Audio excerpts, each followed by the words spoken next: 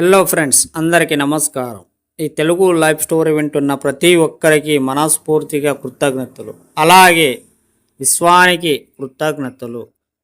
Money మంత్ర అంటే mind మంత్ర, డబ్బు గురించి మాత్రమే ఈ స్టోరీ. మీరు గనక మీరు జీవితం మార్చుకోవాలి అంటే పూర్తిగా వినండి, అప్పుడే అర్థమవుతుంది.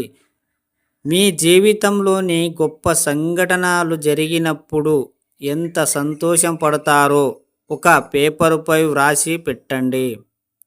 ఎందుకు సంతోషపడుతున్నారు, కారణాలేమిటి ఆలోచించండి.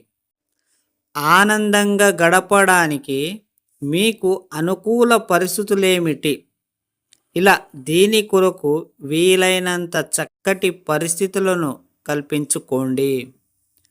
ప్రతిరోజు ఉదయము మీరు ఆనందంగా ఉండడానికి ఏం చేయాలో ఊహించండి. దానికి సంబంధించిన ఊహ తాలూకు విషయాన్ని పదే పదే మననం చెయ్యండి. దీనివల్ల మీరు మీ జీవితంలో, ఇతరుల జీవితంలో కూడా సంతోషాన్ని నింపగలరు. దెబ్బ తగలడానికి, ఏడవటానికి ఎంత సమయం పడుతుంది? ఒక క్షణం, అంతే సమయం మనం ఆనందపడడానికి పడుతుంది. కానీ మనం చిన్నప్పటి నుంచి ఆందోళనలు, భయాలు అలవాటవడంలో ఆనందం, సంతోషం అంటే ఏమిటో తెలియకుండానే పోతుంది. మన ఆనందకరమైన జీవితాన్ని మనమే తయారు చేసుకోవాలి. యాస్, మన కోసం మనం ఆనందంగా, సంతోషంగా బ్రతకాలి. ప్రయత్నించండి. మీ జీవితం ఆనందమయమవుతుంది. మీ జీవితం బాగుండాలి అంటే ఎక్కడ కూడా మీరు భయపడకండి. మీ జీవితంలో చాలా గొప్పవాళ్ళు అవ్వాలి ఆశ ఉంటే జస్ట్ ఇమాజినేషన్ అంతే. ఎక్కడ కూడా భయాలు, ఆందోళనను ఎప్పుడు దాన్ని అనుమతించకండి. మీరు అనుమతిస్తే అది ఇంకా ఎక్కువ నిన్ను రిగ్రెట్ చేస్తుంది. అర్థమైందా? మీకు అనుకూలంగా పరిస్థితులు ఏమిటి, ఎప్పుడు వస్తుంది, ఎలా నువ్వు సంతోషంగా ఉంటావు, అప్పుడు మీరు ఎందుకు సంతోషం ఉన్నారు, ఎందుకు లేదు అని గుర్తు చేసుకొని ఒక పేపర్పై రాయండి.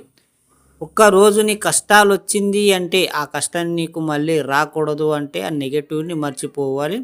నీకు ఒక రోజులో అంటే 24/7 నీకు ఏదైనా ఒక మంచి పని జరిగితే లేదా పాజిటివ్గా ఈరోజు అనిపిస్తే అవి ఏమేమి నీకు పాజిటివ్గా అయ్యింది అనేది మీరు ఒక పేపర్పై రాయండి.